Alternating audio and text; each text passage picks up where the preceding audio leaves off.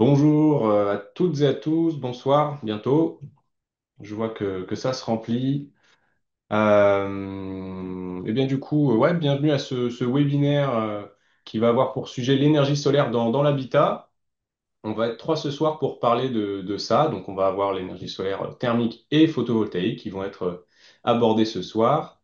Euh, pour donner un peu un ordre d'idée de la soirée, alors si je regarde à gauche, c'est parce que je suis à côté du lys, donc Et si je voilà. regarde à droite, c'est parce que je suis à côté d'Hugo. Voilà. Thierry est avec nous en distanciel. Si on peut regarder pour le planning un petit peu de comment est-ce que ça va se présenter, et avant le planning, les consignes. Ouais, c'était pour faire un petit résumé.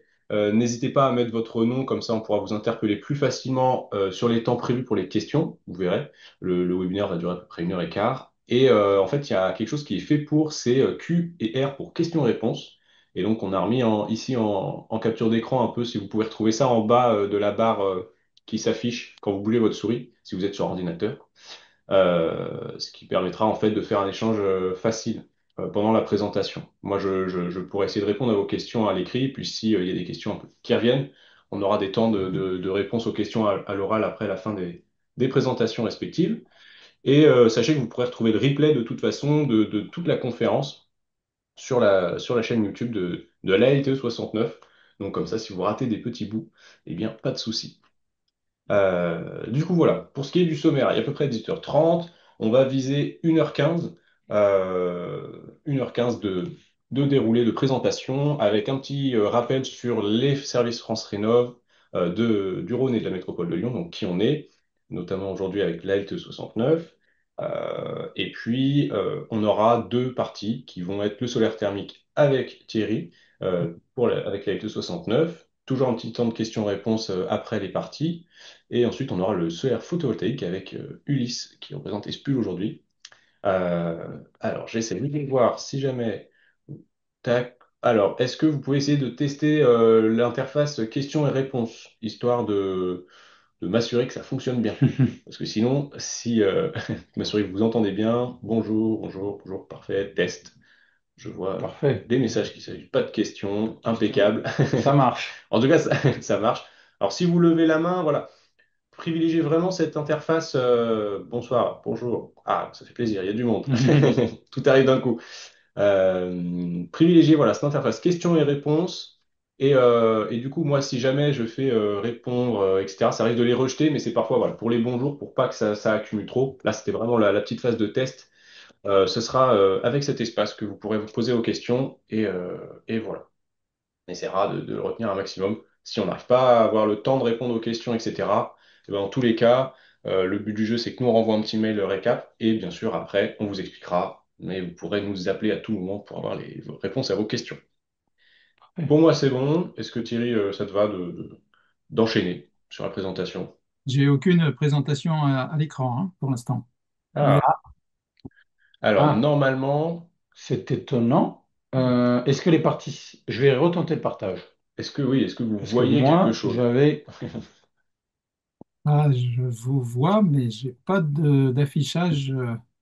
Tac. Voilà, ça y Non, est. de mon côté là. Voilà. Je supprime juste vos réponses pour le test, vous inquiétez pas. Parfait. Tout le monde a les plaques apparemment. Vas-y Thierry, je pense que tu peux enchaîner. Très bien. Eh bien, bonjour à tous. Donc, cette première diapo pour vous rappeler qui est la LTE et l'ALEC. Donc, deux agences qui sont disponibles pour vous renseigner sur tout ce qui concerne la transition énergétique, donc particulièrement dans l'habitat, pour réduire les consommations d'énergie et développer les énergies renouvelables. Donc, l'ALEC, c'est sur la métropole de Lyon, qui est un département à part entière, et le reste du département du Rhône, avec 12 communautés de communes. Et on est membre du réseau France Rénov, bien évidemment. Lorsque vous appelez un numéro central, vous êtes redirigé, un numéro national, vous êtes redirigé vers l'Agence locale de la transition énergétique du Rhône, ALTE, ou vers l'ALEC. Et ce soir, on a également Espul, partenaire sur le photovoltaïque. Tout à fait. Bah, je vous représenterai un petit peu Espul après. Oui, je nous présenterai après Hmm. pour ma partie. Mais on a des liens très proches avec l'LTE et l'ALEC. On partage même les mêmes locaux que la LTE. Voilà. Donc, ce service public de la performance énergétique, c'est d'abord un service gratuit de proximité. On est indépendant des fournisseurs d'énergie, donc on ne va pas vous vendre de l'énergie, et on est indépendant des fournisseurs de matériaux, donc on ne va pas vous vendre non plus des matériaux. On n'a pas d'intérêt commercial. On est là pour vous aider à mieux comprendre les enjeux et à planifier vos travaux. Donc, c'est une expertise et un accompagnement à la fois technique, financier et environnemental, puisque c'est des questions aujourd'hui de plus en plus urgentes. Là, vous avez un rapide tableau des financeurs. Donc, je vous ai dit 12 communautés de communes. Et puis, vous avez également donc l'État en tant que pacte territorial du CPRH, donc service public de la rénovation de l'habitat, je crois, je ne sais plus. Bref, voilà tous les logos du département du Rhône. Hmm. Alors, le solaire thermique. On va passer tout de suite à la diapo suivante. C'est solaire thermique, c'est le soleil, hein. Sans soleil, on n'aurait pas donc de solaire thermique. La différence avec le solaire photovoltaïque, je pense que c'est un rappel important. L'un produit de l'électricité, l'autre produit de la chaleur. Et les deux types de capteurs ne fonctionnent pas de la même façon. D'un côté, vous avez affaire à une compétence de chauffagiste plombier et de l'autre à une compétence d'électricien. Donc, pour ce qui relève du chauffage ou chaud thermique, c'est le rayonnement infrarouge du soleil qui va être récupéré par des capteurs noirs. C'est pour ça que le plus souvent, vous n'avez pas des capteurs blancs, hein, puisque ça réfléchit la lumière. Donc les capteurs thermiques sont noirs. Et derrière ces capteurs, on le verra après, vous avez donc une tuyauterie qui permet un échange de cette chaleur. Donc vous voyez l'intérêt d'utiliser le soleil là sur cette première diapo. Donc il y a beaucoup d'énergie solaire qui n'est pas récupérée, sauf qu'elle sert au réchauffement de la Terre. Donc le capteur thermique est là pour absorber ce rayonnement solaire et le transmettre aux besoins intérieurs de la maison. Donc la diapo suivante va nous montrer que qu'on soit au sud ou qu'on soit au nord de la France, puisqu'on va rester sur ce territoire, on peut récupérer de l'énergie solaire. Bien évidemment, comme plus on monte au nord, plus l'ensoleillement est plus difficile à capter, pour différentes raisons. Il est moins fort, moins présent à cause de la météo, mais c'est aussi parce que le rayonnement solaire est est plus bas. Voilà.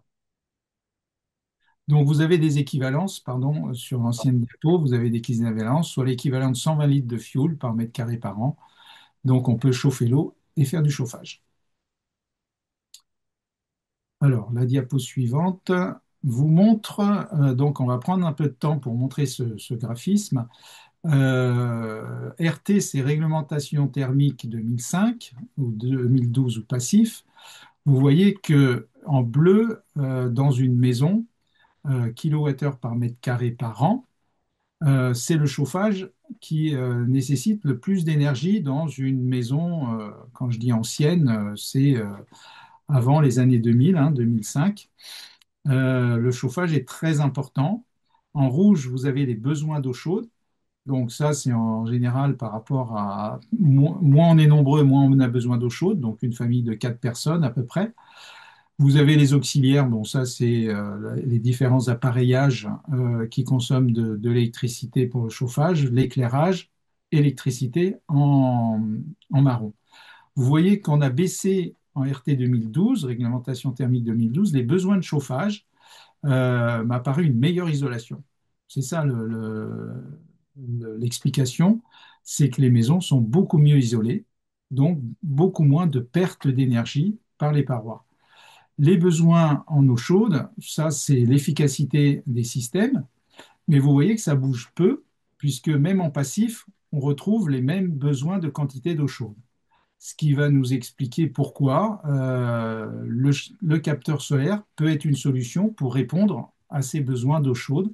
On ne les réduit pas, mais par contre, on va produire cette eau chaude avec une énergie complètement renouvelable. Ensuite, donc voilà le principe d'un système de solaire thermique. Vous avez les capteurs qui sont sur le toit. Vous avez donc un circuit hydraulique qui est fermé avec un antigel, bien sûr, puisque si on mettait de l'eau, ben, en hiver, ça pourrait geler à la tombée de la nuit, et donc ça ferait éclater les tuyaux. Donc cet échangeur va chauffer l'eau dans un ballon, stocker l'eau dans ce ballon, stocker l'eau chaude dans ce ballon, et ensuite il sera distribué dans dans la différente robinetterie. Vous avez un appoint parce qu'on n'a pas forcément du soleil tous les jours, où sa puissance n'est pas forcément en hiver, elle est moindre. Donc vous avez sur le schéma à droite un appoint qui est soit la chaudière, qui sert à chauffer la maison, soit une résistance électrique directement incorporée dans le ballon. Ce système peut couvrir entre 50 et 70% des besoins annuels d'eau chaude. Euh, cette différence va dépendre de votre taux d'occupation de la maison, hein, bien évidemment. Plus vous êtes absent, moins ça pourra couvrir les besoins. Donc là, vous avez les différents types de capteurs. Les capteurs plans, donc c'est ce qu'on trouve le plus souvent. C'est environ 4 mètres carrés de capteurs pour une famille. Donc 2 mètres carrés par capteur aujourd'hui. Vous avez aussi des capteurs sous vide, alors qui vont chauffer beaucoup plus vite. Et puis vous avez des capteurs dire un peu alternatifs, les capteurs moquettes, donc souples, qui servent plutôt pour la piscine, et des capteurs récents.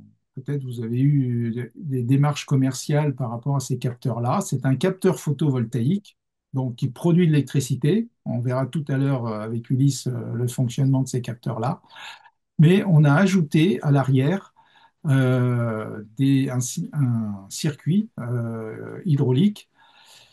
Alors, bien évidemment, l'efficacité du circuit hydraulique baisse considérablement puisqu'il est caché par le capteur photovoltaïque.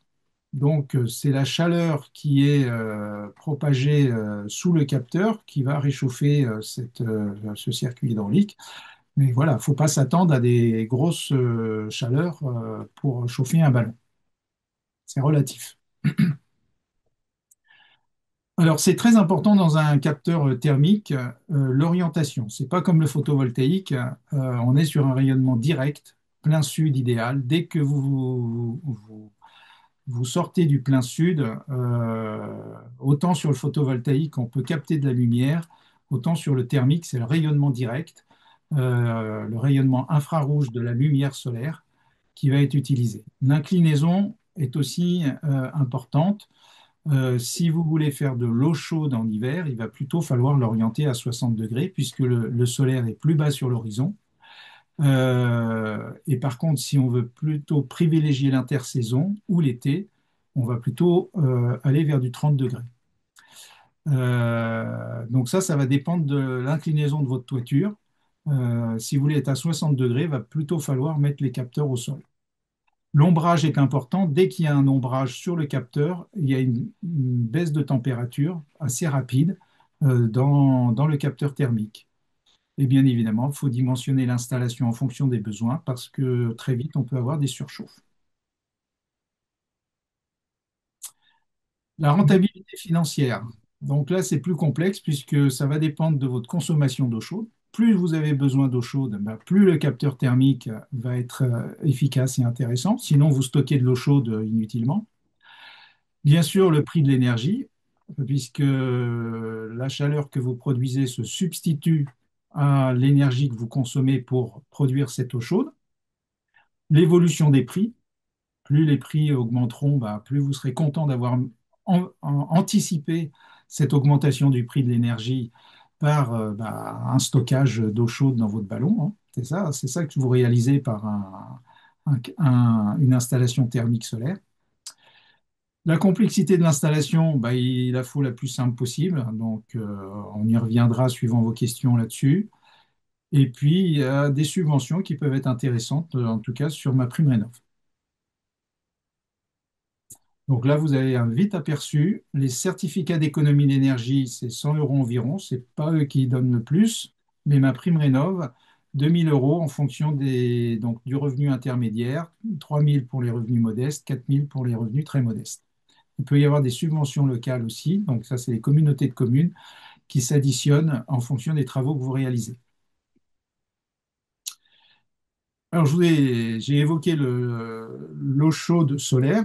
On peut donc dimensionner aussi l'installation pour faire du chauffage solaire. Donc, c'est un peu plus complexe. On peut couvrir entre 20% et 50% des besoins de chauffage et d'eau chaude sur l'année.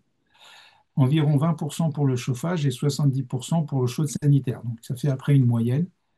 Pourquoi c'est plus difficile? Parce que en hiver, on a besoin de chauffage et c'est à ce moment-là que le soleil est le plus souvent absent. Pour plusieurs raisons. Bah, il est plus bas sur l'horizon, les journées sont beaucoup plus courtes, on a beaucoup plus de brouillard et puis bah, des journées ensoleillées moins nombreuses aussi. Donc là où on en a besoin, le soleil est moins présent. Ça ne veut pas dire que c'est pas efficace, ça va dépendre vraiment du besoin de l'habitat en question. L'installation en moyenne, c'est 10 à 20 mètres carrés de capteurs pour le chauffage, mais on a seulement besoin de 4 mètres carrés pour l'eau chaude, hein. Donc il faudrait les cacher pour ne pas avoir une surchauffe en été. L'inclinaison, c'est forcément à 60 degrés, sinon on capte rien du tout, hein, pour favoriser le soleil d'hiver. Et on va avoir un ballon de stockage bien plus important que le ballon d'eau chaude, hein, c'est 1000 litres pour justement distribuer cette eau chaude dans le réseau hydraulique du chauffage. On fonctionne en basse température pour justement utiliser le plus de chaleur possible avec un plancher chauffant. Et de préférence, donc, poser les capteurs au sol pour les couvrir en été, puisque je vous ai dit qu'on risquait des surchauffes importantes, vu qu'on n'a plus besoin de cette eau chaude en été, sauf si vous accueillez des colonies de vacances. Alors, quelques points de vigilance. On est sur un système hydraulique, hein, donc ça demande beaucoup plus de vigilance que, un système photovoltaïque. D'abord, bah, il faut isoler la tuyauterie, de préférence, hein, pour éviter les pertes inutiles. Ensuite, donc la deuxième diapo Pardon. vous indique donc le manomètre de pression, parce que c'est un système de chauffage. Et à partir du moment où on descend en dessous de 1 bar de pression, bah, votre système de chauffage, il n'a plus beaucoup d'efficacité.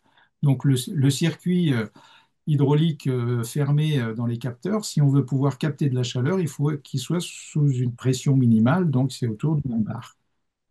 Si on dépasse cette pression, ce qui va se passer lorsque l'antigel, donc c'est un glycol, circule dans le circuit du capteur, on va avoir donc une dilatation. Et si la dilatation est trop importante, donc on a une soupape de sécurité qui va récupérer le fluide dans un récipient. Et donc, pour éviter, enfin, pour encaisser ces dilatations, hein, de fluide, on a forcément un vase d'expansion qui doit être dimensionné en fonction de la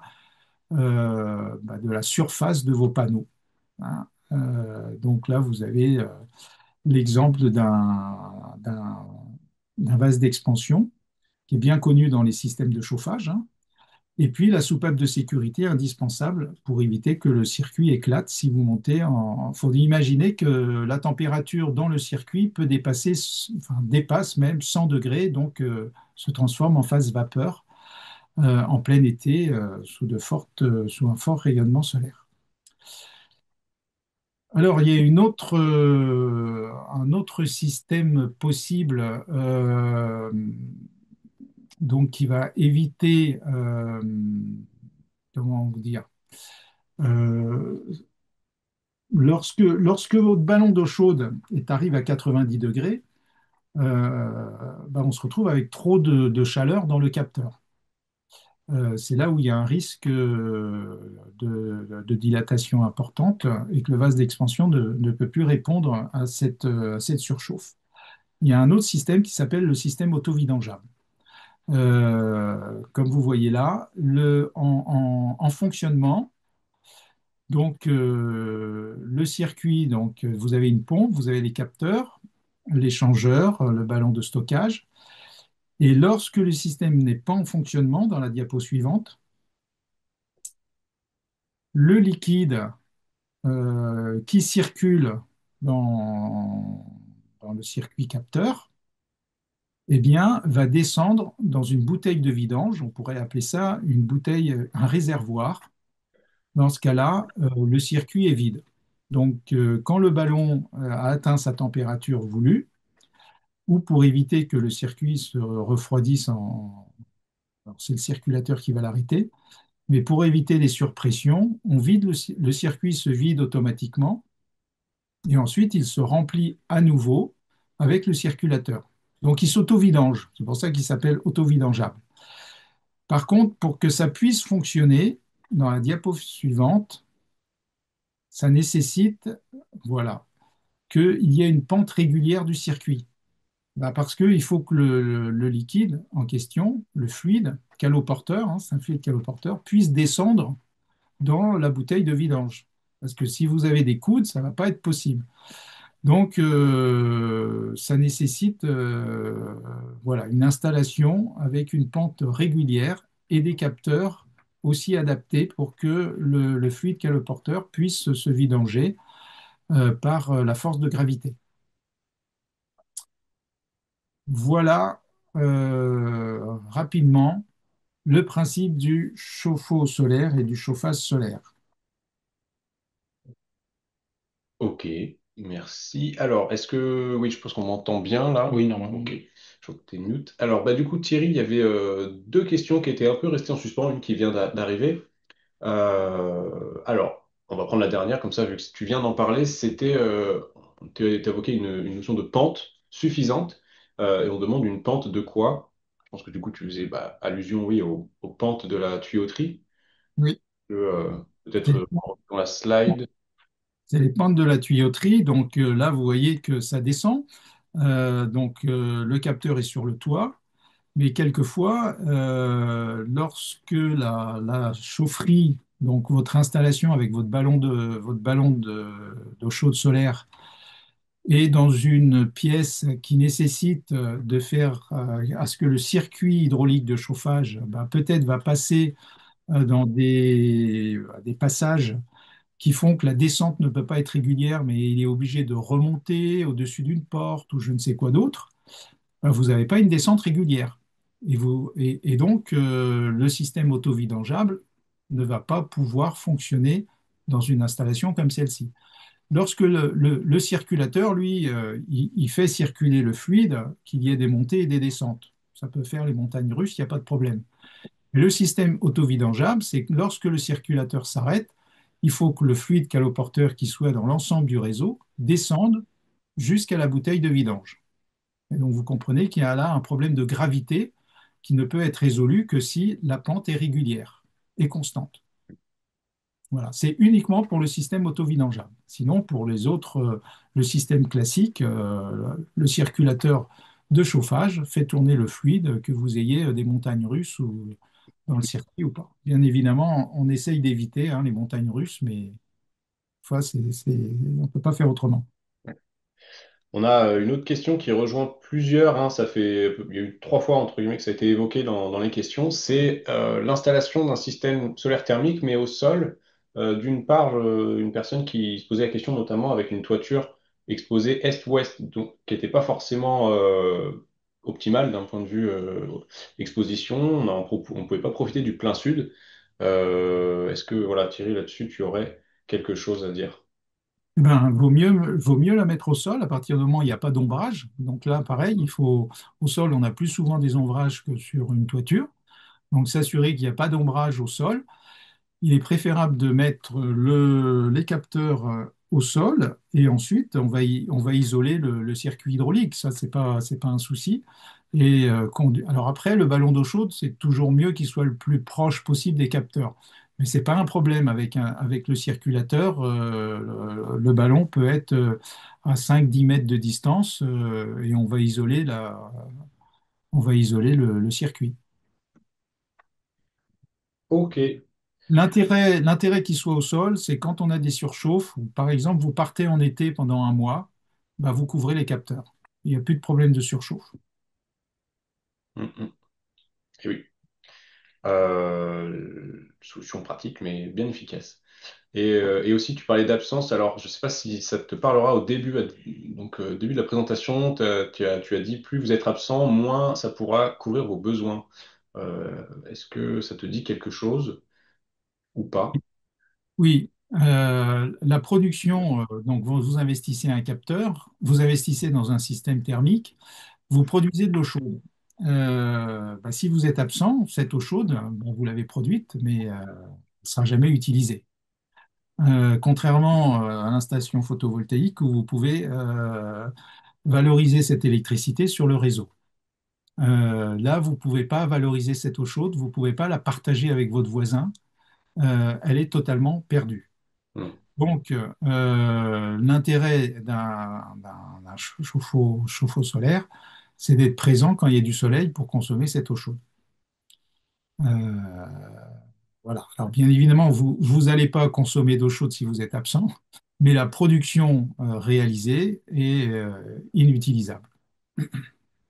Ok, et ben ça marche. Donc, de toute façon, on aura plus de détails sur l'énergie après photovoltaïque pour comprendre. Mais du coup, il y a pas mal de questions. On va pas forcément avoir le temps de répondre à tout. Je suis désolé, il y en a qui n'ont pas leur réponse.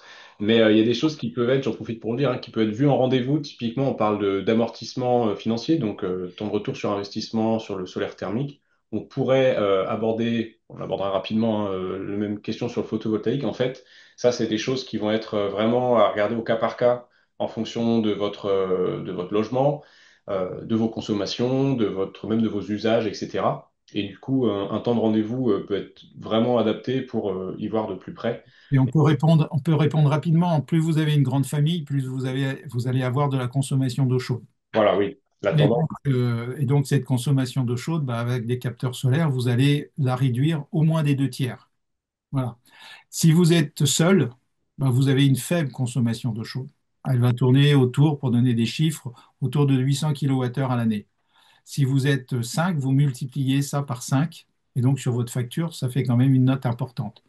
Donc, moins vous êtes nombreux, moins le coût d'installation d'un système solaire thermique, c'est le même, que ce soit pour une ou quatre personnes, c'est quasiment le même.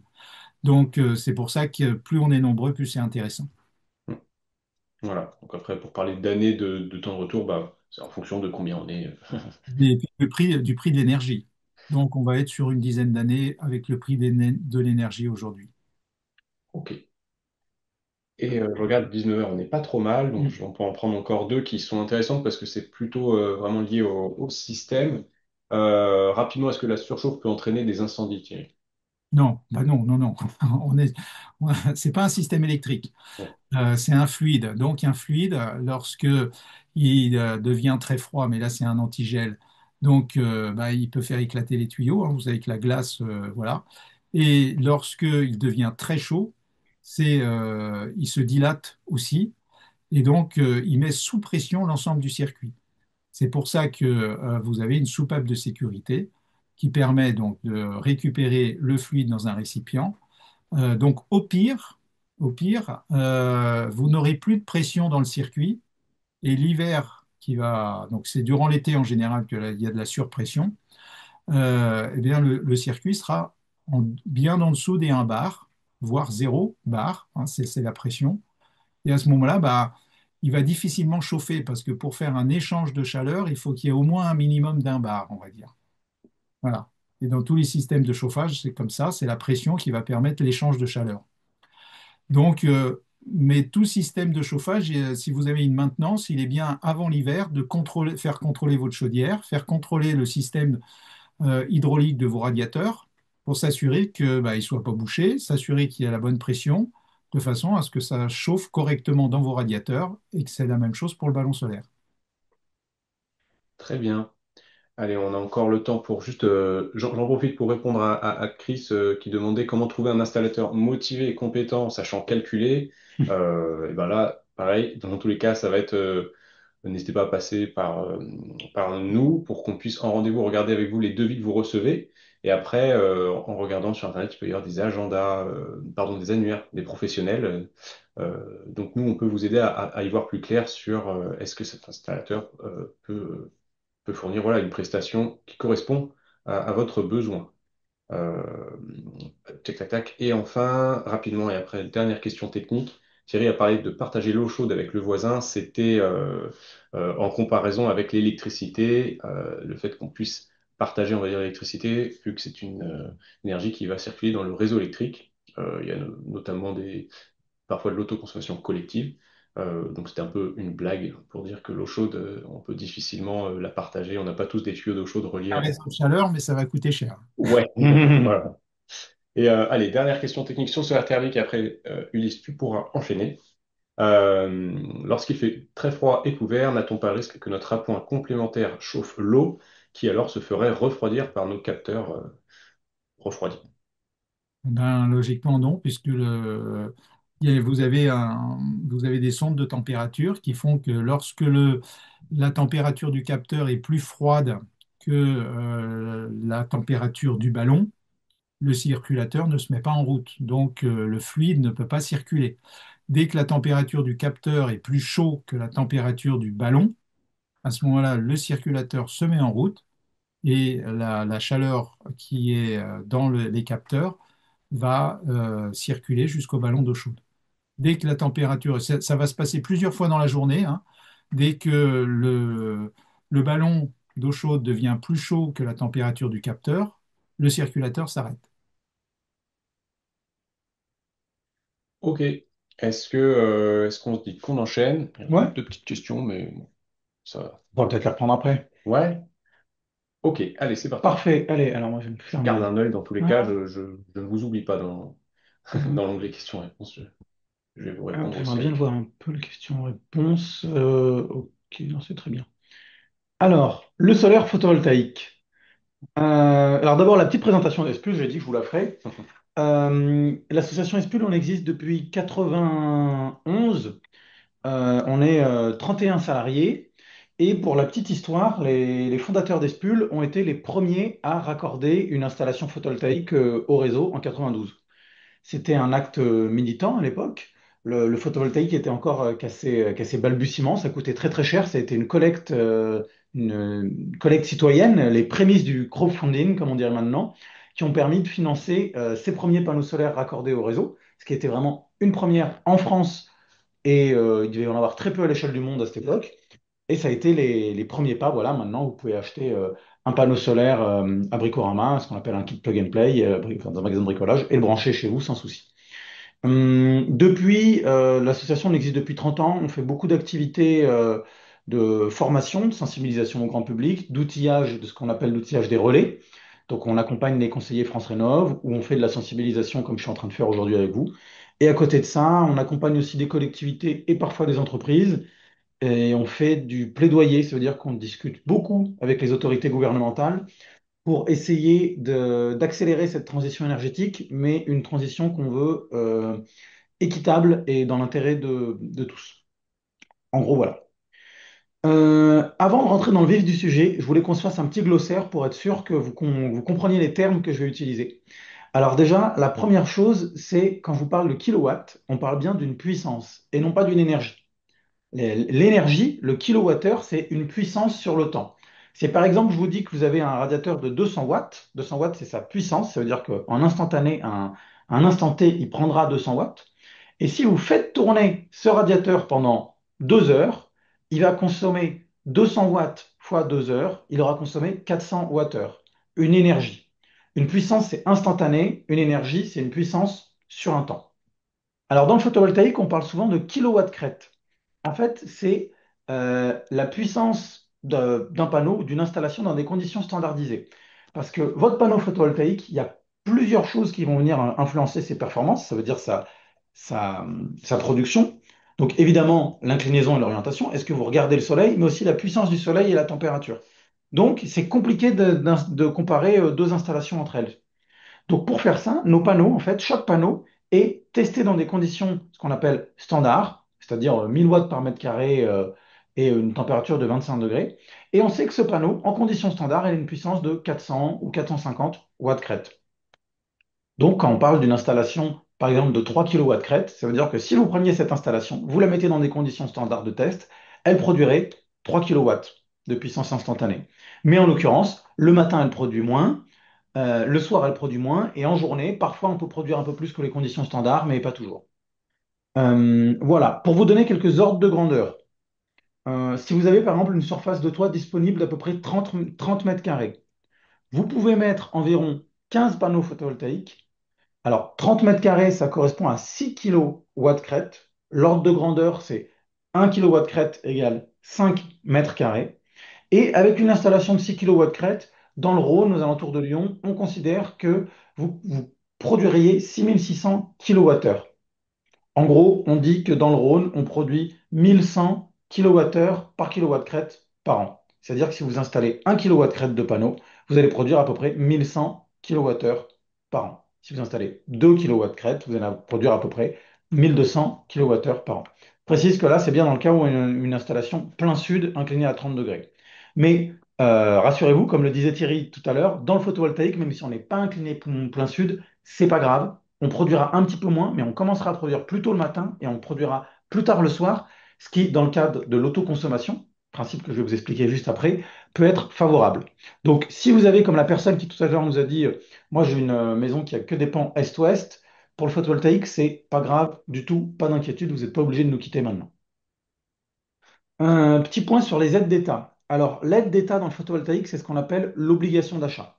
L'obligation d'achat, qu'est-ce que c'est?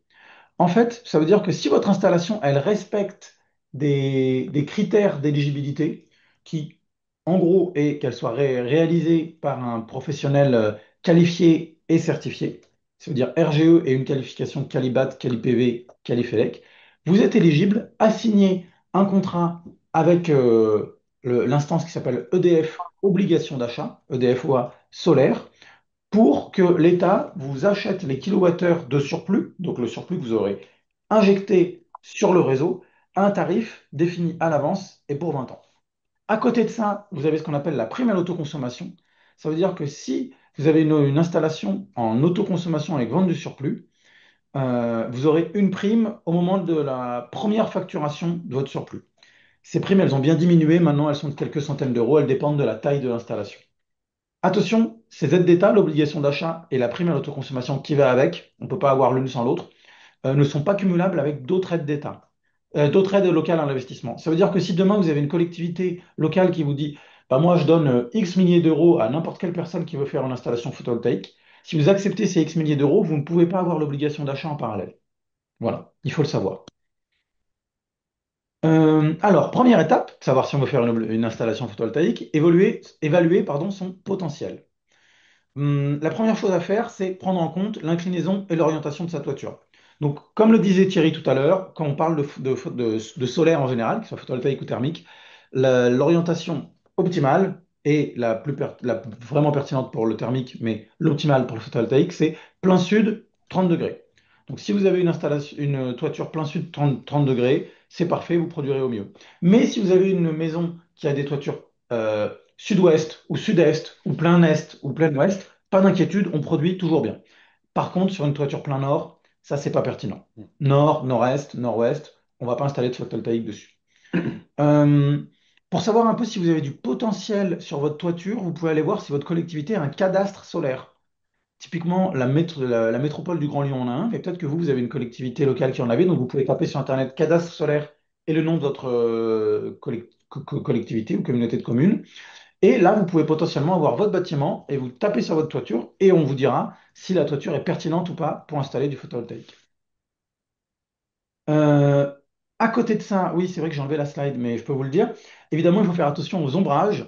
Alors, si vous avez une toiture qui est tout le temps à l'ombre, bah, évidemment, ce ne sera pas pertinent. Si vous avez un petit ombrage, par exemple, un petit arbre qui n'a pas une canopée très large, qui passe un petit peu devant la toiture ou typiquement un poteau électrique, il n'y a pas de souci, vous pouvez quand même mettre du photovoltaïque, les performances ne seront pas trop dégradées. Aussi, si vous êtes en zone ABF, les zones architectes des bâtiments de France, c'est pas parce que vous êtes en zone ABF que vous ne pouvez pas mettre de panneaux, mais par contre, c'est eux qui auront la décision si oui ou non vous pouvez le faire. Et parfois, les ABF peuvent ne pas être très fans des projets. Donc, si vous voulez faire une installation photovoltaïque et que vous êtes en zone ABF, la zone ABF en général, c'est 500 mètres autour d'un bâtiment classé. Vous pouvez commencer par contacter tout de suite les ABF pour voir avec eux s'ils vont avoir des demandes particulières pour vous pour l'installation sur votre toiture. Après, il faut savoir qu'il y a différentes façons de s'équiper en photovoltaïque. Déjà, il y a les kits plug and play qui sont de plus en plus pardon, populaires. Voilà, des kits que vous pouvez acheter dans des magasins de bricolage ou dans des supermarchés, qui se branchent sur des prises murales. Mais on dit bien, attention, le kit pour nous, c'est un à 2 panneaux. 1 à 2 panneaux, avec la puissance des panneaux aujourd'hui, les panneaux maintenant, c'est à peu près 400 à 450 watts crête. Donc 2 panneaux, vous aurez 900 watts crête. Nous, on a plutôt tendance à recommander de ne pas mettre plus de 800 watts crête sur une seule ligne depuis le tableau électrique.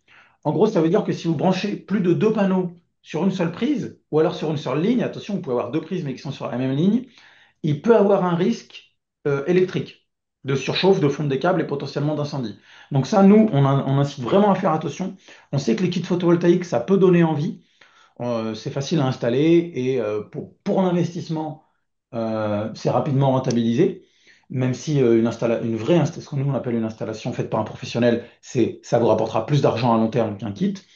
Faire bien attention, pas plus de 2 panneaux sur une seule prise. Et il faut déclarer cette installation Enedis aussi, c'est très important.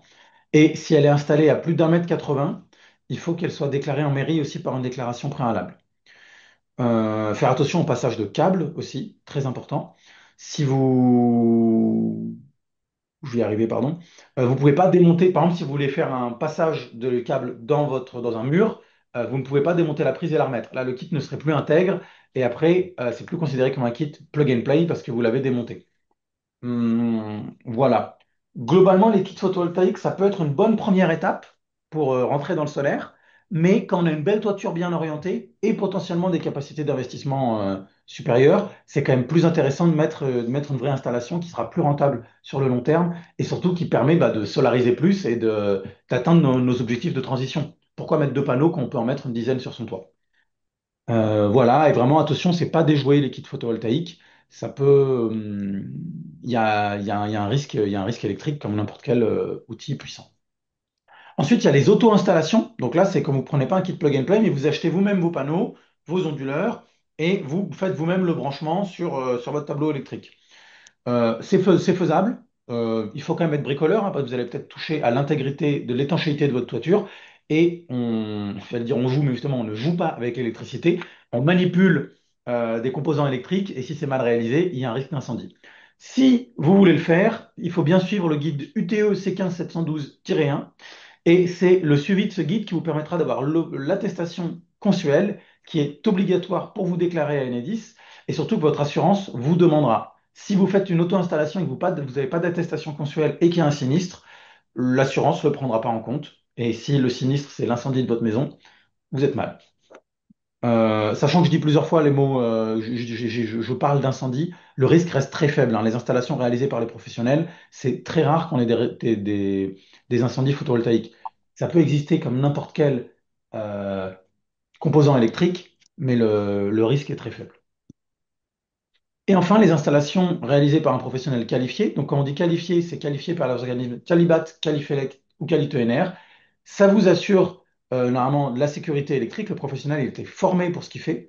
Si vous voulez être éligible à l'obligation d'achat, voire même l'assurance peut exiger que ce soit réalisé par un professionnel. Il faut donc que ce soit réalisé par un professionnel. Et le professionnel engage lui aussi son assurance, notamment l'assurance décennale. Ça veut dire que si dans les 10 ans, vous avez un problème d'étanchéité sur l'installation, l'assurance prendra en charge les travaux pour résoudre le problème. Maintenant que vous savez que vous pouvez faire une installation, puisque vous avez regardé, votre toiture elle est plein sud et vous avez peu ou pas d'ombre, on va se poser la question de comment on va valoriser la production de notre installation. Pour ça, d'abord, il faut comprendre ce que c'est que l'autoconsommation. Alors, parce qu'on entend souvent parler de taux d'autoconsommation, mais on peut confondre parfois. Alors l'autoconsommation, qu'est-ce que c'est? Imaginons, là, vous avez une courbe de charge de consommation. Le matin à 8 heures, vous prenez votre petit déjeuner, vous avez un petit pic. Dans la journée, vous allez ou travailler ou vous balader, si vous avez la chance de vous balader plutôt que de travailler.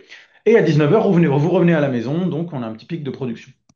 Là, déjà, on peut identifier notre talon de consommation. Le talon de consommation, c'est-à-dire l'énergie que consomme tout le temps la maison. Typiquement, c'est les box, Internet ou autres, pardon, les appareils en veille. C'est-à-dire que notre maison, on consomme tout le temps ça au minimum. En général, c'est entre 200 et 400 watts pour un foyer typique.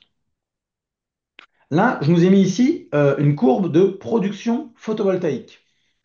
Donc vous voyez, on a une belle courbe en cloche. Le matin, le soleil augmente, augmente, augmente. On arrive au zénith et après, on se couche.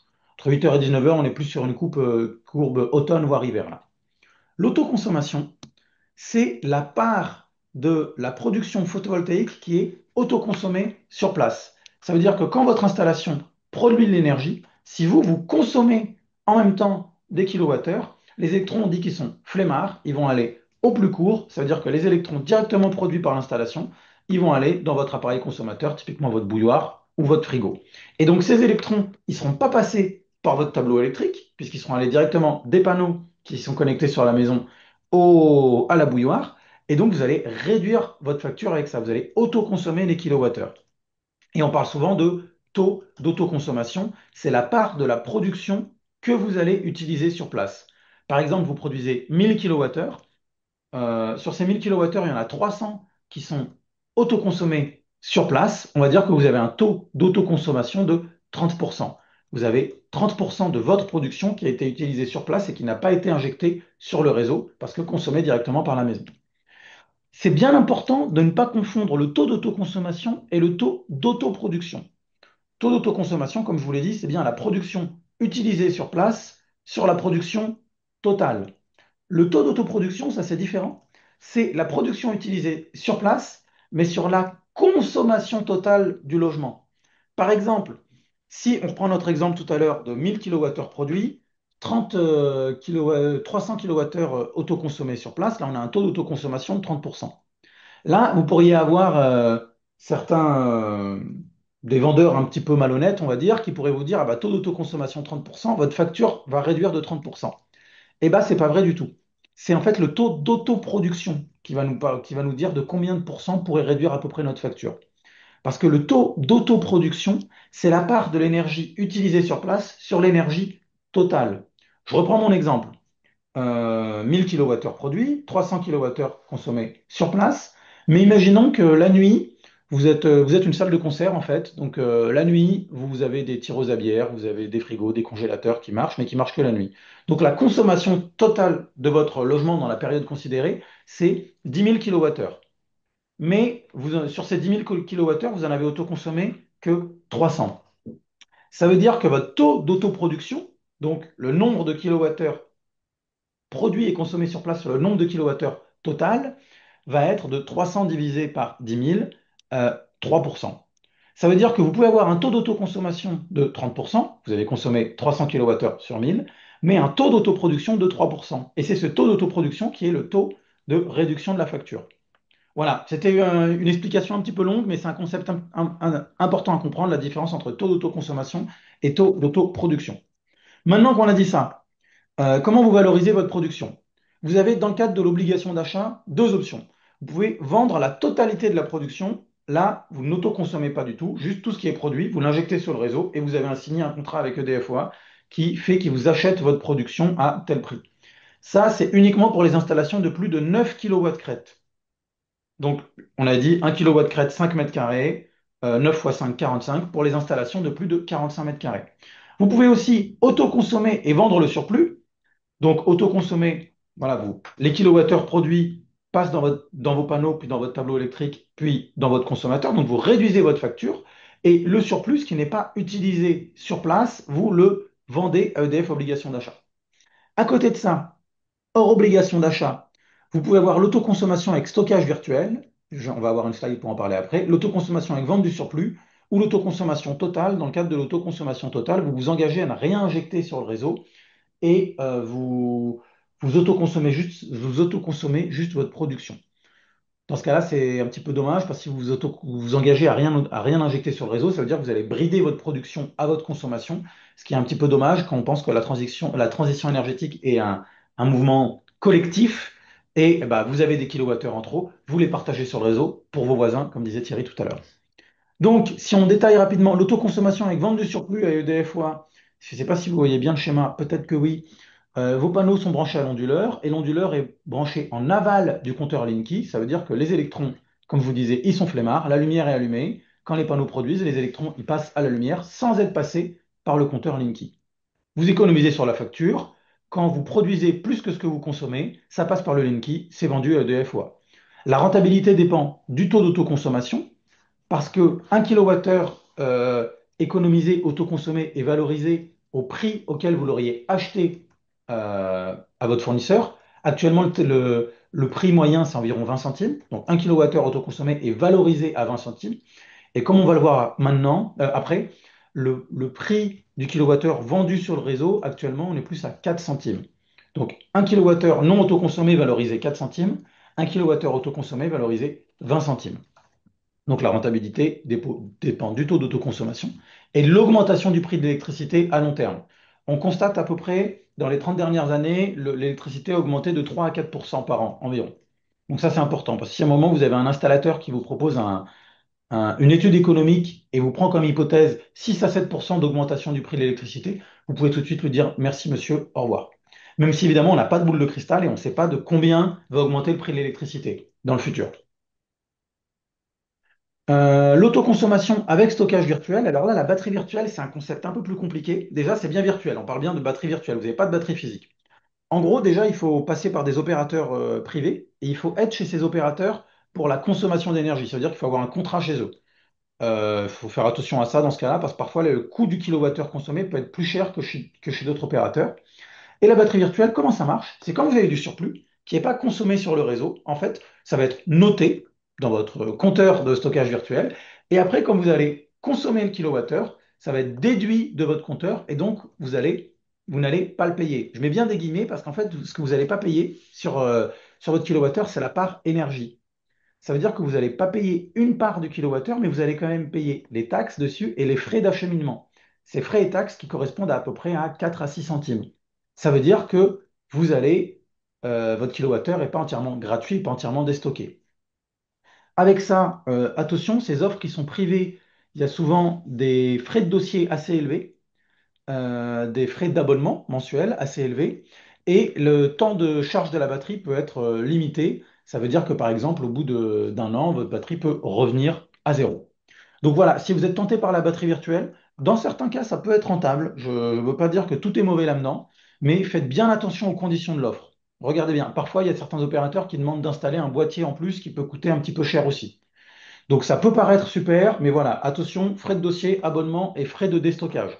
Dans certaines offres, il n'y a pas de frais de déstockage, mais l'abonnement est plus élevé, et dans d'autres, l'abonnement est plus faible et il y a des frais de déstockage. Parce que pour chaque kilowattheure que vous déstockez, le kilowattheure est passé sur le réseau électrique, donc il faut payer les frais d'utilisation du réseau électrique qui vont à Enedis, le gestionnaire du réseau de distribution, et RTE, qui permettent d'avoir un réseau électrique bien développé et très fiable en France. L'autoconsommation totale, je vous en ai parlé rapidement tout à l'heure. Vous injectez rien sur le réseau, vous valorisez pas votre surplus. Ça peut être pertinent que si vraiment vous avez un taux d'autoconsommation très élevé, au-dessus de 90%. Sinon, c'est dommage, c'est de la production qui est perdue. Alors, on parle de plus en plus de batteries. Malheureusement, je ne peux pas vous dire, ah bah oui, une batterie, c'est rentable d'en mettre ou pas, parce que ça dépend de beaucoup de facteurs. Ça dépend à quel point vous allez la décharger, ça dépend de votre utilisation mensuelle, de votre taux d'autoconsommation. Donc ça, c'est très compliqué de faire des business plans avec des batteries. Sachez bien que c'est pas toujours une évidence. C'est pas toujours rentable de mettre une batterie parce que ça peut coûter cher. Si vous décidez de mettre une batterie, c'est pas toujours le plus rentable de mettre la plus grosse non plus. Ça dépend. Il faut pas oublier que ça a un impact environnemental qui est non négligeable, les batteries, hein. Il y a du lithium, donc le lithium, il y en a beaucoup plus que ce qu'on pense, mais c'est quand même pas, c'est quand même bien d'éviter d'en rajouter. Sachant qu'en France, on a quand même un réseau électrique super qui ne tombe pas ou très rarement en panne, ou alors dans les sites un petit peu isolés. Donc on peut considérer ce réseau comme une grande batterie où on injecte notre surplus et quand après on produit pas, eh ben, on va venir récupérer de l'énergie sur ce réseau. Attention aussi, avoir une batterie n'assure absolument pas l'autonomie. Si vous avez un installateur et que vous voulez pouvoir être autonome en cas de coupure du réseau, il faut avoir ce qu'on appelle un système full backup. Full backup, ce qui veut dire qu'il va y avoir des modifications sur votre tableau électrique pour vous isoler du réseau en cas de coupure et vous permettre de marcher sur les batteries. Ce système full backup, c'est possible, mais ça coûte plus cher, bon, plusieurs milliers d'euros. Et je vous questionne vraiment sur le réseau électrique en France, il marche quand même relativement bien. Est-ce que ça vaut le coup de payer beaucoup plus cher pour ce full backup, pour des batteries en plus, ou pas? Ça, c'est à vous de vous poser la question. Mais ça, voilà, ça coûte plus cher et des batteries n'assurent pas obligatoirement le full backup. Pour lancer le projet, je vois que le temps file. La première chose à faire pour réussir son projet, c'est de prendre son temps. Ne vous précipitez pas. Et en parallèle de ça, le démarchage, vous dites non merci. Les bons artisans, leur carnet de commandes est plein. Ils n'ont pas besoin de venir vous démarcher, que ce soit physiquement ou encore moins par téléphone. Donc, si vous êtes intéressé, pour faire un bon projet, nous, ce qu'on recommande, c'est d'avoir des retours d'expérience de vos connaissances ou vos voisins. Des installations photovoltaïques, il y en a de plus en plus. Peut-être que vous avez des amis ou des voisins proches qui en ont fait une. Demandez-leur l'installateur qu'ils ont appelé et savoir s'ils en sont satisfaits. À partir de là, vous réalisez deux, trois devis. Après, vous pouvez contacter l'ALEC ou la LTE pour les observer, ces devis. Et là, normalement, vous avez peu de chances de vous faire arnaquer avec ça. Mais vraiment, prenez votre temps et vous ne signez rien tant que vous n'êtes pas passé à la LTE ou à la LEC pour évaluer les devis. Il y a quelques installateurs qui existent qui ont tendance à gonfler leurs devis, ce qui est un petit peu dommage quand à côté, il y a énormément d'installateurs très compétents. Donc, on prend son temps et on fait comparer les devis. C'est super important. Pour lire un petit peu un devis, je vous donne les petits tips, même si vous allez les faire lire à Hugo dans quelques mois. On regarde bien que sur le devis, il y a écrit la puissance crête, le productible, donc quelle est la puissance de l'installation et combien on pense qu'elle va produire par an. C'est toujours mieux si le matériel est détaillé. Par exemple, on ne dit pas un devis avec juste écrit pose d'une installation de 3 kilos. Non, on veut savoir quels sont les panneaux, quels sont les utilisateurs, les onduleurs utilisés. On vérifie bien l'assurance décennale et l'assurance responsabilité civile de l'installateur. On vérifie sa qualification professionnelle aussi. En général, il a un numéro de qualification. On va sur le site de l'organisme qualificateur, on vérifie qu'il est bien qualifié. Et on s'assure aussi que l'installateur y réalise les démarches administratives, démarches que je vais vous présenter tout de suite après. Un petit aperçu du prix d'une installation. Donc un 3 kW crête, qui est une installation à peu près classique, on est entre 6 et 8 000 euros. Pour un 6 kW crête, on est entre 11 et 14 000 euros. Et un 9 kW crête, on monte à 15 000 à 18 000 euros. On me dit qu'il y a des installations un petit peu en dessous de 6 000 euros qui commencent à arriver. Ça doit pouvoir le faire. Voilà, faites bien vérifier votre installateur. Et par contre, au-dessus de 8 000 euros, sauf cas particulier, typiquement toiture difficilement accessible, ça commence à être un petit peu cher dans le marché d'aujourd'hui. Voilà. Sachant que la rentabilité est vraiment impactée par le taux d'autoconsommation, comment vous allez valoriser votre surplus. Et comme je vous le disais, vraiment un des caractères, après le taux d'autoconsommation, le critère le plus important, c'est quelles sont nos hypothèses d'augmentation du prix de l'électricité dans le futur, sachant qu'en moyenne, on est plus à 3 à 4 par an. Maintenant, il y a l'éligibilité à la TVA à 5%. Ça vient d'être éligible à partir d'aujourd'hui même. Timing parfait. Hugo, je le savais, j'en suis sûr, et a défini la date du webinaire parfaitement au bon moment. Pour être éligible à la TVA à 5,5, qui va donc réduire un petit peu normalement les prix des installations que je vous ai montrées, hein. Ces prix-là, c'est quand on avait encore une TVA à 20%. Donc, si vous êtes éligible à 5,5, on peut imaginer que c'est un petit peu en dessous. Il faut que l'installation soit inférieure à 9 kW crête. Il faut que les panneaux respectent un seuil minimum, un bilan carbone et des teneurs en argent, plomb et cadmium. Pour l'instant, il n'y a qu'un seul panneau qui est éligible à ça sur le marché français et c'est un panneau fait en France en plus par Voltec Solar. Ça, c'est très important de demander à l'installateur l'attestation liée à ce panneau. Et à côté de ça, au plus, on avait un petit problème sur le diapo, c'est caché par ma magnifique image. Il faut qu'il y ait la présence d'un système ce qui est écrit dans les textes de loin, un système de gestion de l'énergie. Alors ça, c'est pas très clair pour l'instant. Qu'est-ce qu'un système de gestion de l'énergie? Typiquement, est-ce que c'est ce que nous on appelle un routeur solaire? Le routeur solaire, qu'est-ce qu'il fait? C'est quand vous avez du surplus, il le met sur votre chauffe-eau pour stocker ce surplus électrique sous forme thermique. Pour l'instant, on ne sait pas si les routeurs solaires sont vraiment éligibles à la TVA à 5,5. Donc, si un installateur vous propose une TVA à 5,5 et vous dit que le système de gestion de l'énergie, c'est ce qu'il pourrait appeler une box autoconsommation à 2 000 euros, c'est trop cher. Au revoir, monsieur, on ira voir quelqu'un d'autre. Mais il y a des systèmes de gestion Voilà, il faut clarifier ce que ça veut dire système de gestion d'énergie. Ça coûte quelques dizaines à quelques centaines d'euros. Voilà, pour la TVA à 5,5, ça vient de sortir. Les primes et les tarifs très rapidement, parce qu'en plus ça évolue. Pour une installation de 9 kilos, vous avez une prime jusqu'à 720 euros. Quand une installation de 3 kilos, vous êtes à 240. Donc vous voyez, on est à la marge, hein.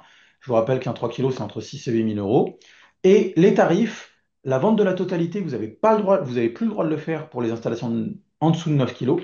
Mais si vous avez une installation de plus de 9 kW crête, chaque kilowattheure injecté sur le réseau en vente de la totalité sera valorisé 12,43 centimes. Et si vous êtes en autoconsommation avec vente de surplus, le kilowattheure autoconsommé est valorisé au prix auquel vous l'auriez acheté à votre fournisseur. En moyenne, maintenant, les prix, c'est 20 centimes, mais ça dépend évidemment de votre fournisseur.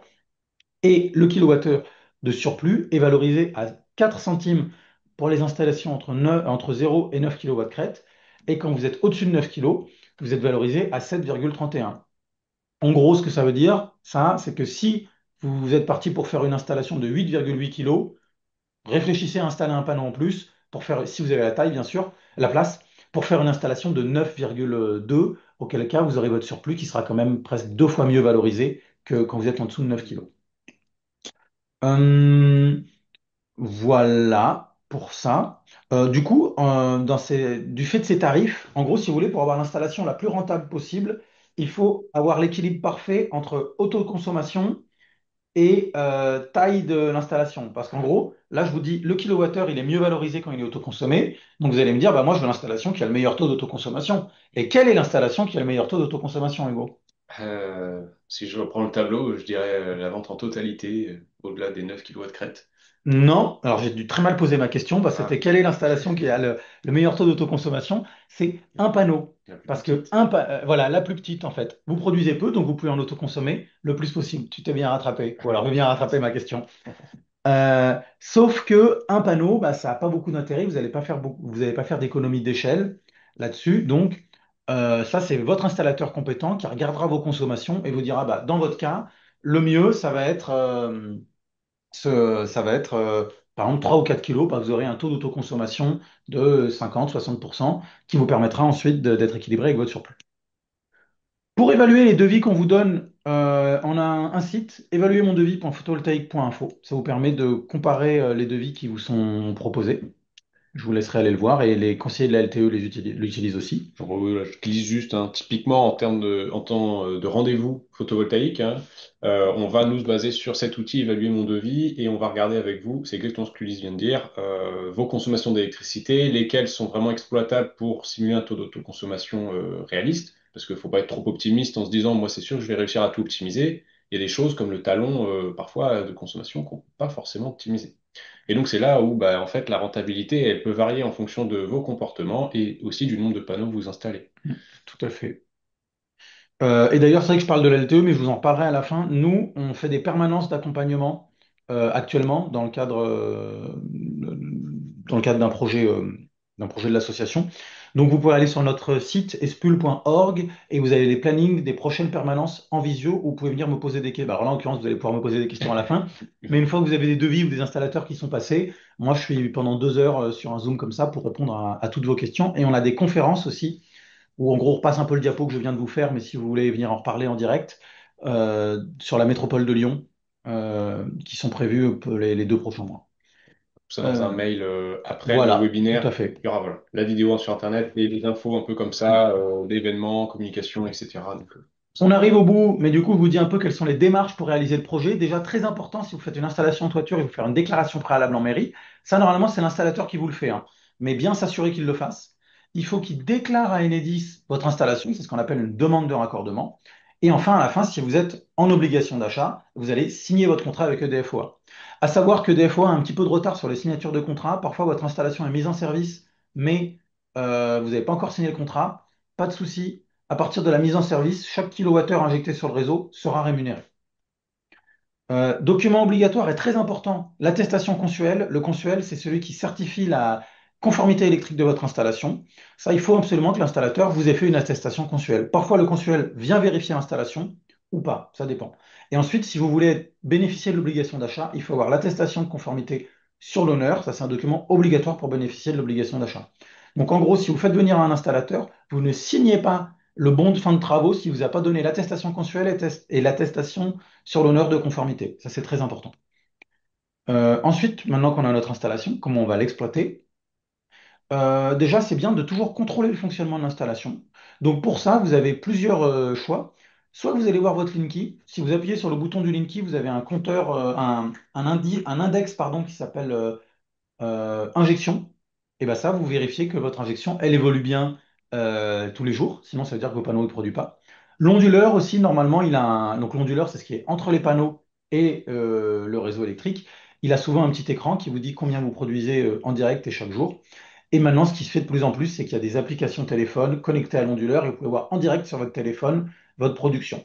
Ça, en général, les gens aiment bien. Quand je vais dans des salons, les gens aiment bien me dire, oh, regardez, mon installation, elle produit ça en direct. C'est vrai que c'est assez amusant de voir ça. Et enfin, vous faites aussi des contrôles visuels. Vous regardez votre onduleur et votre tableau électrique pour voir s'il n'y a pas un contact qui s'est desserré ou, dans un cas qui serait très défavorable, qui peut arriver mais qui est très rare, des petites traces de brûlure. Encore une fois, j'ai dit, je ne veux pas être alarmiste, c'est comme n'importe quoi d'électrique, ça peut arriver, mais c'est très rare. Et si vous avez des petites traces de brûlure, vous coupez l'installation et vous appelez votre installateur tout de suite. Pour optimiser votre autoconsommation, parce que je vous l'ai dit plusieurs fois, les kilowattheures produits sont mieux valorisés quand ils sont autoconsommés. Déjà, la première chose, c'est décaler les consommations. Par exemple, en contrôlant le ballon d'eau chaude. En France, on est habitué à consommer la nuit avec les heures creuses pour consommer l'énergie nucléaire. Et ben, quand on a une installation photovoltaïque, on veut consommer 2 jours quand il y a du soleil. C'est comme ça que vous allez augmenter votre taux d'autoconsommation. Donc ça peut être pour les machines ou n'importe quel appareil puissant. Il existe aussi des box autoconsommation qui vont vous dire qu'elles vont vous rediriger votre surplus. Voilà, comme je vous disais, attention, il y a tout, ils sont contraires là-dessus. Si vous avez une box à plusieurs milliers d'euros, c'est un petit peu exagéré. Et je crois qu'on arrive à la fin. Voilà. Et oui.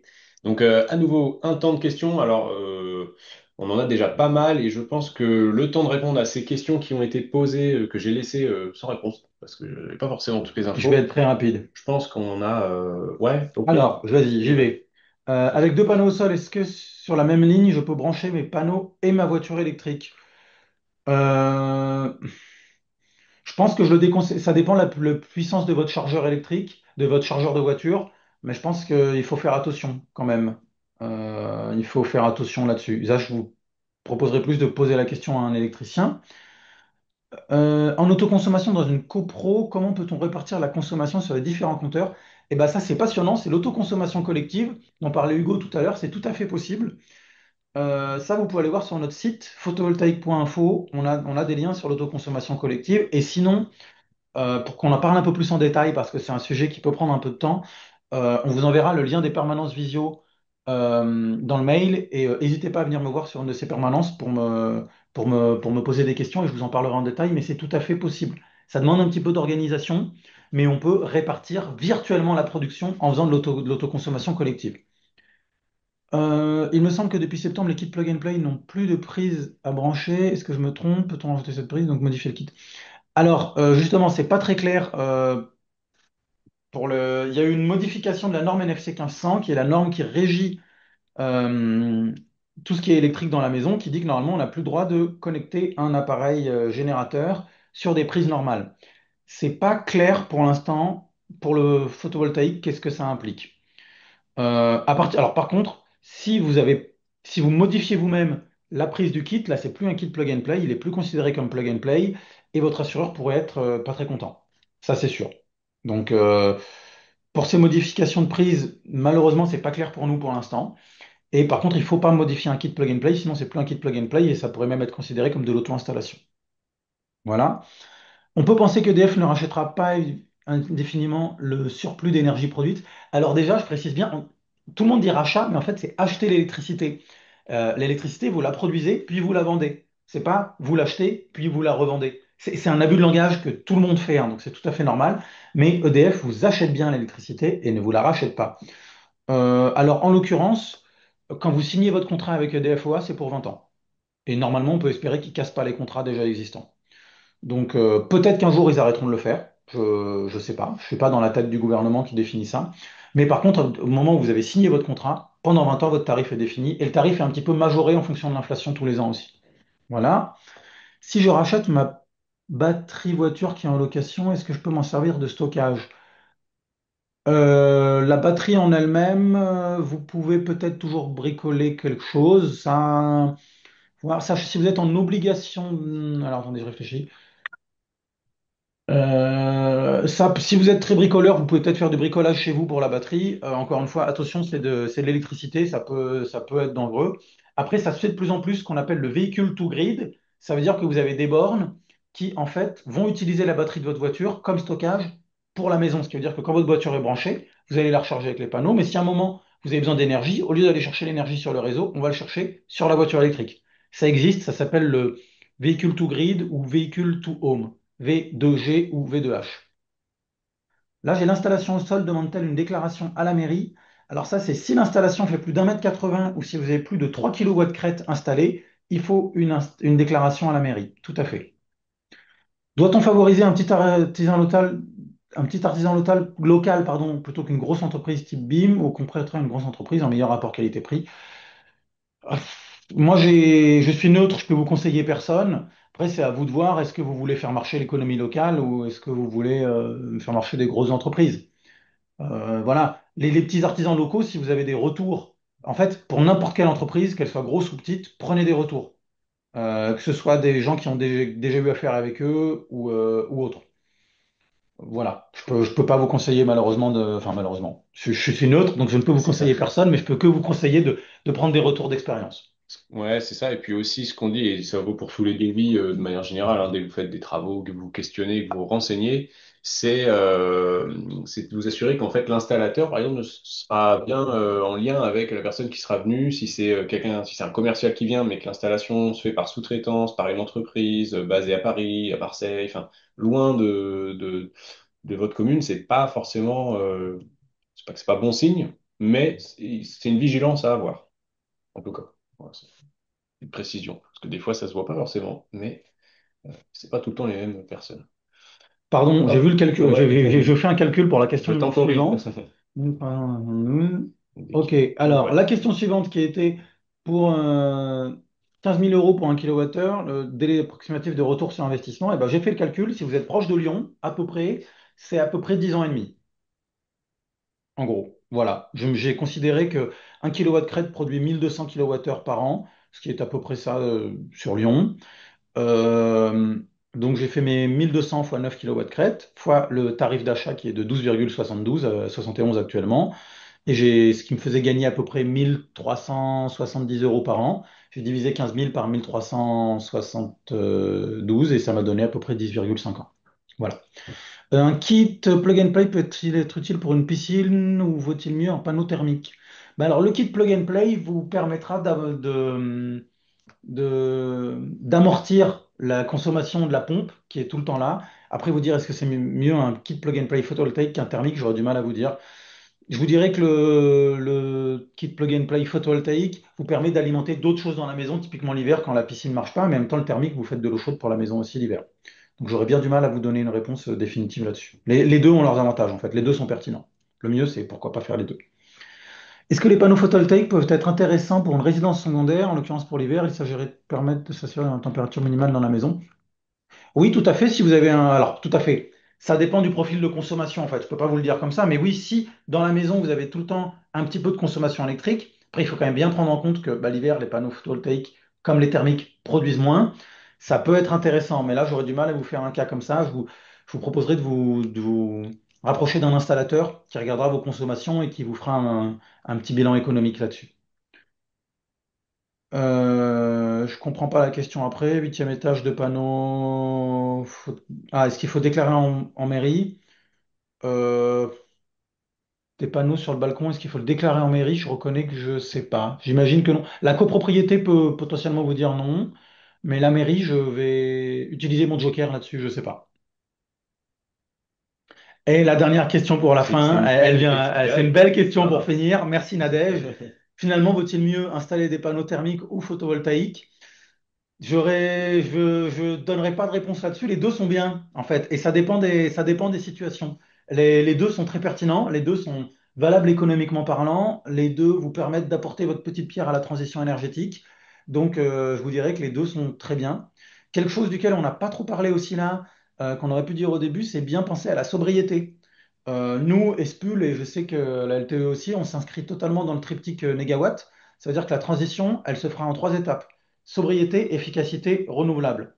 Il faut mener ces trois combats de front, mais vraiment, si vous consommez énormément d'énergie, bien sûr que ça restera tout à fait pertinent de mettre des panneaux photovoltaïques ou thermiques, mais à côté de ça, questionnez-vous sur votre consommation d'énergie. Est-ce que vous n'avez pas des moyens simples, et parfois il y en a des très simples, de réduire sa consommation d'énergie. Voilà. La sobriété, c'est vraiment une des clés de cette transition qu'on doit faire. Voilà, ce sera mon mot de la fin. Thierry, un mot de la fin peut-être?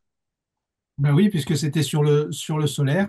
Donc, vous savez qu'une toiture, ben, elle est faite pour protéger de la pluie. Et ben là, vous avez la possibilité de faire une pierre trois coups, faire du thermique et faire du photovoltaïque, si vous avez la place sur la toiture, bien sûr. Mm. Top, et ben oui, pour conclure, on est dans les temps, et ça, bravo, on Ouais. a répondu à pas mal de questions, je trouve.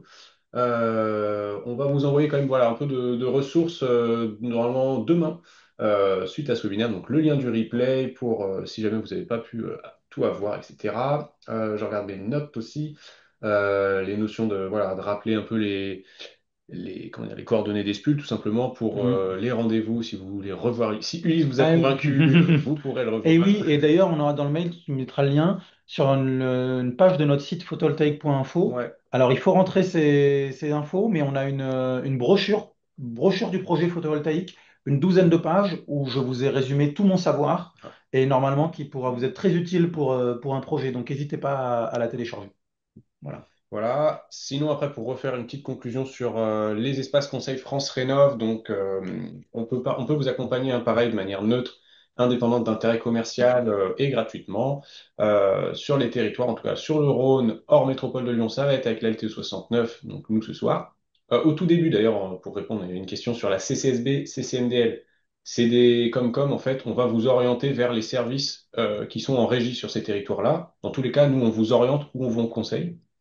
Pareil pour la métropole de Lyon, ce serait l'ALEC. Donc soit vous les contactez directement, mais en fait, vu que c'est un numéro unique, ce sera expliqué, c'est taper un ou deux. Et si vous vous trompez, on les connaît, on vous renverra vers eux. Je voyais aussi parfois peut-être du 42, donc si vous n'êtes pas dans le Rhône, regardez, normalement, il y a Solia dans la Loire. Voilà, chaque département, en tout cas dans notre région, a des structures similaires pour vous accompagner sur toutes ces questions. Et puis voilà, si vous avez d'autres envie de creuser les sujets, ben, en rendez-vous. C'est tout à fait adapté. Et puis voilà, pour moi, je pense qu'on est pas mal. Moi, je pense qu'on est Pas parfait. mal. J'espère qu'on vous a apporté de l'information, convaincu. Et ah oui, et si ce qu'on peut dire quand même, c'est que si par hasard votre maison n'est pas ou appartement ou autre, vous ne pouvez pas investir dans le solaire, qu'il soit photovoltaïque ou thermique en direct, vous pouvez vous rapprocher de collectifs citoyens qui vous permettent, qui collectent de l'argent et font des projets, alors souvent plus du solaire photovoltaïque, locaux, souvent sur des écoles ou des collèges, pour produire de l'énergie localement et avec un investissement local.